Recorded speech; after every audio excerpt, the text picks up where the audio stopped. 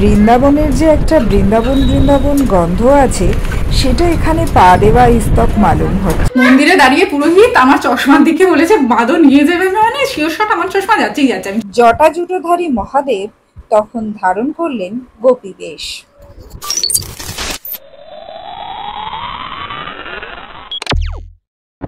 অনেক দিনের অপেক্ষার পর শেষ পর্যন্ত যাচ্ছি বৃন্দাবন। পালক জানে না বৃন্দাবন যাবো, চল রেডিও জামা কাপড় পর। এইবার এক্সাইটমেন্ট বেশি হয়ে গেছে। আছে টুপি আছে, আমরা সবাই ওয়েট করছি চিরন্তনদার বাড়ির সামনে। চিরন্তনদার নামছে, তারপর বেরিয়ে যাবে। পালক চলেছে এখানে সব ঠেলে ঠেলে নিয়ে। এখানে সিটিং অ্যারেঞ্জমেন্টস নিয়ে কথা চলছে, যেহেতু আমাদের সিট পরপর পাওয়া যায়নি, টিকেটস তাই নিয়ে একটু কথাবার্তা চলছে। ব্যাকড্রপ হয়ে গেছে, এবার আমরা যাচ্ছি বৃন্দাবন। চেকিনে সংগমিত্রকে আটকে ছিল, কারণ ও যে বিপজ্জনক সেটা সবাই বুঝতে পেরেছে। এটা চিরন্তনদার রেকর্ড যে কোনো এয়ারপোর্ট চিরন্তনদাকে না আটকে যায় না। সংগমিত্রকে আটকেছে, বলছে আরো ভয়ঙ্কর। চিরন্তনদা হচ্ছে প্রতি এয়ারপোর্ট, আমি বললাম কি নাও ব্যাগে যে প্রতি এয়ারপোর্টে তোমাকে আটকায়। পিৎজা হাট থেকে 15 মিনিটস লাগবে। পিৎজা নেওয়া হলো আমাদের ডাবল চিজ। চলে এসছে পিৎজা। পালকদের চিরন্তনদা কফি নিচ্ছে এখান থেকে।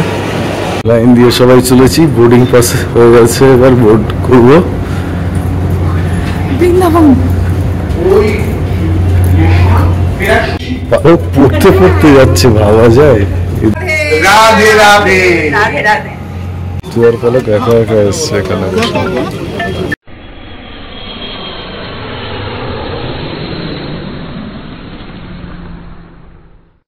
আমরা চলে এসেছি, ফ্লাইট থেকে নামছে, টার্বুলেন্স হবে, তখন এবার যে তাতু আর পালক কি করবে। আমি সবচেয়ে বেশি টেনশন করছিলাম যে ওরা একা আছে, কেন আমি রিসেন্ট পাস্টে টার্বুলেন্সের সব ভিডিও দেখেছি, তাতে হচ্ছে এ পড়ে গেছে, এর মাথা ঢুকে গেছে, কি সব হয়েছে।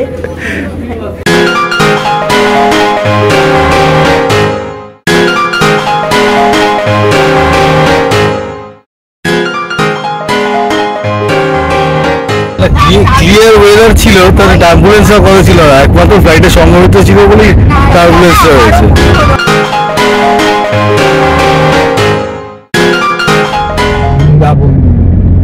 ঘটনাচক্রে মহাশিবরাত্রির দিন পৌঁছলাম আমরা বৃন্দাবনে।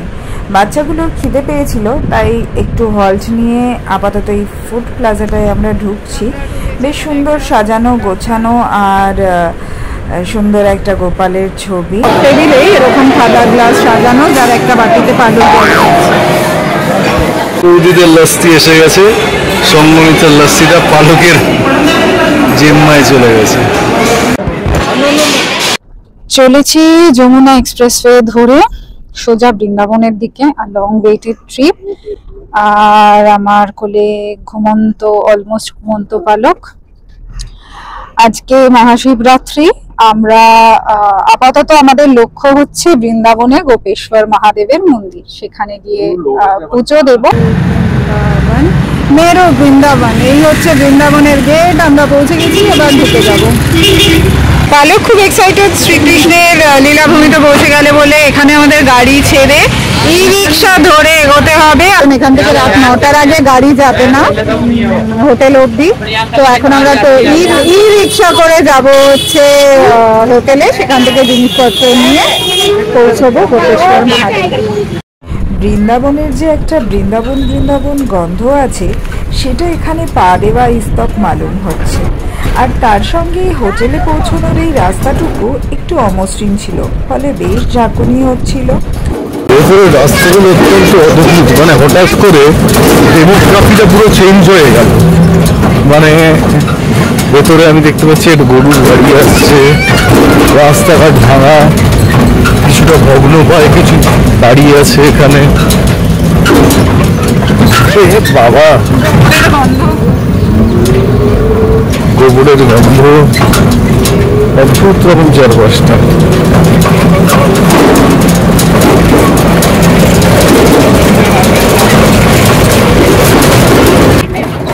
একটা জিনিস শিওর যে যা যা খেয়েছি মোটামুটি হজম হয়ে যাবে এই রাস্তায় যেতে যেতে। এখন ঝাঁকুনি না আমার তো মনে হলো গাড়ির উঠোনে ঢুকে পড়েছি, খুঁতে খুঁতে দিয়ে যাচ্ছে। হজম হয়েছে খাবার দাদার কি পাই রোলার কোস্টার রাইডের জন্য।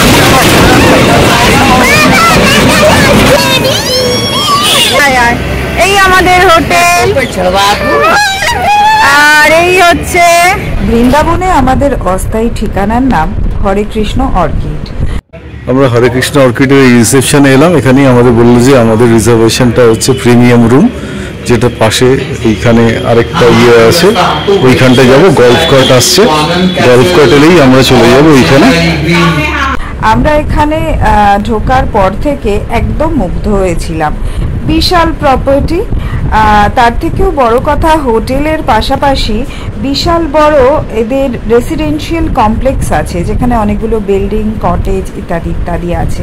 সব মিলিয়ে বেশ সুন্দর। এইটা হচ্ছে আমাদের হোটেল অর্কিড রেসিডেন্সি।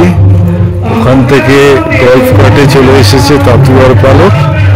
আমরা এখানে ঢুকবো, এবার চেক ইন হবে।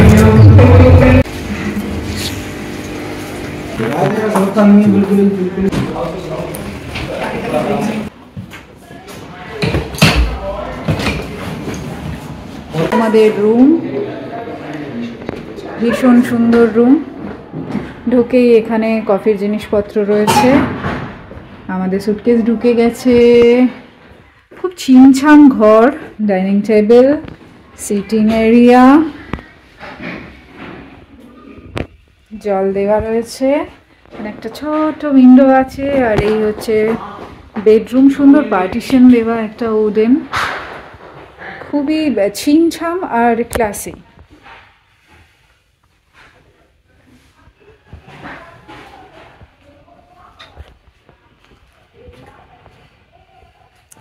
বেডের ঠিক পাশে রয়েছে ব্যালকনি।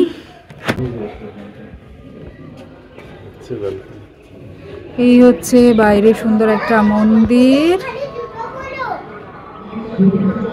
বিশাল এরিয়া। এটার একটা রেসিডেন্সিয়াল এরিয়া আছে আর তিনটে এরকম হোটেল কমপ্লেক্স আছে। নিচ থেকে দেখো, কেন ওরকম ওখানে পা দিতে যাচ্ছিলে? এটা ভীষণ রিস্কি বাচ্চাদের পক্ষে। পালক এক্ষুনি এখানে পা দিয়ে উঠতে যাচ্ছিল, যেটা খুবই রিস্কি। পালক নিচ থেকে দেখবে, ওপর থেকে নয়। এখানে আরেকটা ছোট্ট কফি টেবিল আর সিটিং এরিয়া আছে। এই হচ্ছে বাথরুম, গিজার, ভীষণ পরিষ্কার পরিচ্ছন্ন।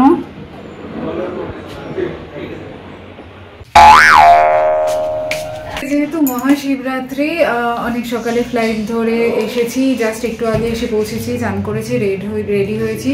প্রথমে ভেবেছিলাম গোপেশ্বর মহাদেবে পুজো দিতে যাব, কিন্তু আমাদের রিক্সা চালকওয়ালা দাদা বললেন যে আজকে যাওয়াটা খুব রিস্কি, ভয়ঙ্কর ভিড়, আপনাদের না যাওয়াই ভালো। তো আমরা দেখলাম আমাদের কমপ্লেক্সটার ঠিক বাইরে একটা বড় মন্দির রয়েছে।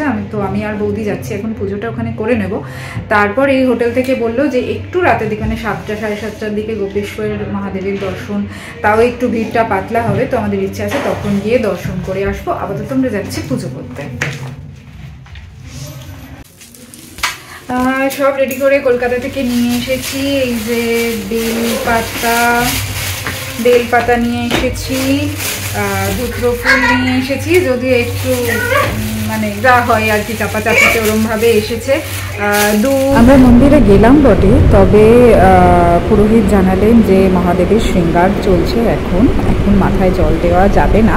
উনি তাই সব জিনিস রেখে দিলেন, বললেন আমি দিয়ে দেবো। তো আমার 2 সেট ছিল, আমি 1 সেট পুরোহিত মশাইকে দিয়ে এলাম। কি হয়েছে বলছিলিস ওখানে মন্দিরে?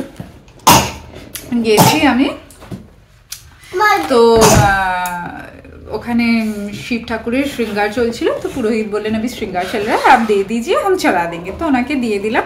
আর আমি আর বৌদি জিজ্ঞেস করলাম যে गोपेश्वर महादेव के दर्शन के लिए जाना है, फिर कब थोड़ा कम भीड़ होगा? तो উনি বললেন 7টা সাড়ে 7টা কি 8টার দিকে যেতে, আর আরতিটাও দেখা যাবে। তো তারপর আমার দিকে হঠাৎ তাকিয়ে বললেন आप चश्मा संभाल के हाँ मंदिर लेके जाएगा। तो सामने राधा कृष्ण मूर्ति ছিল, আমি देखिए बोलলাম लेके जाएगा तो वो जानेंगे ना, वो देखेंगे। तो पुरोहित बोलें वो नहीं देखेंगे, वो लेके जाएगा, आपका तो पक्का जाएगा। मतलब फिर इनके सखाए हैं, ये जाने, ये दिलाएंगे मुझे वापस। কিন্তু ফেরত আস্তে আস্তে আমি বলছি তোকে, শোন, মন্দিরে দাঁড়িয়ে পুরোহিত আমার চশমার দিকে বলেছে বাদও নিয়ে যাবে, মানে শিওর শট আমার চশমা যাচ্ছেই যাচ্ছে, আমি চশমা রেখে যাবো, এরকম করে হাত রাতে যাবো। হোটেল থেকে বেরিয়ে আমরা এখন গোপেশ্বর মন্দিরে যাচ্ছি, টোটো ধরেছি এখান থেকে। আমি চিরন্তনদা, সঙ্গমিত্রা আর পালক যাচ্ছি। তাতে ঘুমাচ্ছে, খুব টায়ার্ড হয়ে গেছে ও।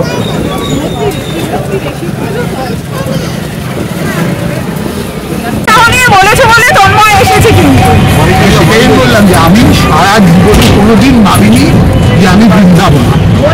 যাই হোক, তো ওই আমার আশা ওই সচল কৃষ্ণ বুড়োকে দেখতেই আসা, তার সঙ্গে রাধারানী পারমিশন দিয়ে আমরা বুঝে পড়েছি। बोला कि ब्रजवासी तो ऐसे खाली मुंह से बात ही नहीं करेगा, गालियों से ही बात करेगा। गाली खा के जाना ब्रजवासियों से, और बोला है कि गाली खा के जाना ब्रजवासियों से। कौन कौन सा मिठाई मिलता है? अच्छा, पेड़ा, सुनो, मथुरा का पेड़ा, मथुरा का सबसे फेमस का पेड़ा है। ओके। এদিকে তন্ময় টোটোওয়ালা দাদার সঙ্গে খোশ গল্প জমিয়ে দিয়েছে। টোটোওয়ালা দাদা জানালেন হোলি এসে গেছে, আর বৃন্দাবনে নানান ধরনের হোলি হয়, লাড্ডু হোলি, ধুলেটি হোলি, লঠমার হোলি। তন্ময় জিজ্ঞেস করলো লঠমার হোলিটা কি? তো দাদা জানালেন যে নন্দগাঁও আর বর্ষানার মধ্যে মেনলি খেলা হয় এটা। কৃষ্ণ যখন সখাদের নিয়ে বর্ষানায় এসেছিলেন হোলি খেলতে, তখন রাধারানী এবং সখীরা ছড়ির বাড়ি দিয়ে তাদের স্বাগত জানিয়েছিল। তো সেই খেলাটাকেই স্মরণ করে এখানে পালন হয় লাঠমার হোলি। আমরা পৌঁছে গেছি গোপেশ্বর মহাদেবের মন্দিরে, আর এখানে ভয়ঙ্কর ঠিক থেকে চিড়ে চাপটা হয়ে যাওয়ার মতো ভিড়।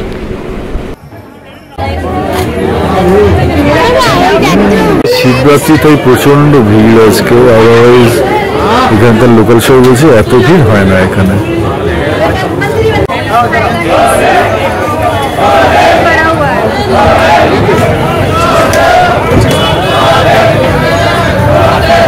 কথিত আছে সেবার মহারাজ হচ্ছে শ্রী রাধা কৃষ্ণ গোপিনীরা রাসলীন। এমন সময় সেখানে এলেন স্বয়ং মহাদেব, তাও আবার একা নন, সঙ্গে রয়েছে ভূত প্রেতের দল।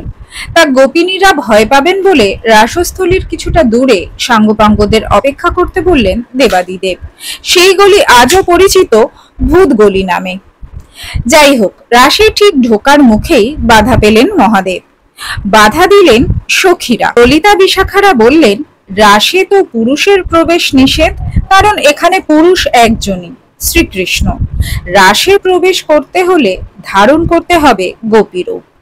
তার সেই নিকুঞ্জ লীলায় প্রবেশ পেতে ভোলা শঙ্করকে সত্যি সত্যি গোপীরূপ ধারণ করতে হয়েছিল। সেই থেকে ব্রজমণ্ডলে তিনি গোপেশ্বর মহাদেব নামে পূজিত হন।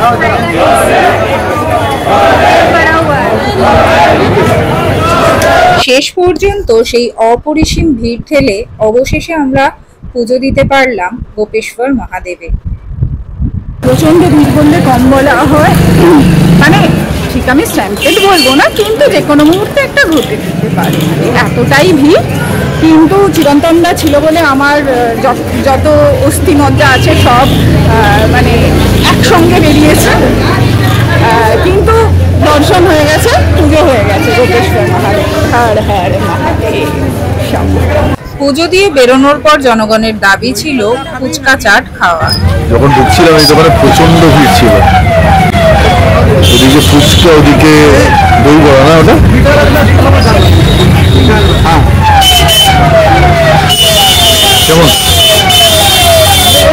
কেমন বেশ রিফ্রেশিং লাগলো, এটা অন্যরকম একটা। ফিরে এসেছি আমাদের হোটেলে, এবারে ডিনার করার পালা। এটা হচ্ছে আবার রেস্টুরেন্ট হোটেলের, রাতে কি খাওয়া যায়।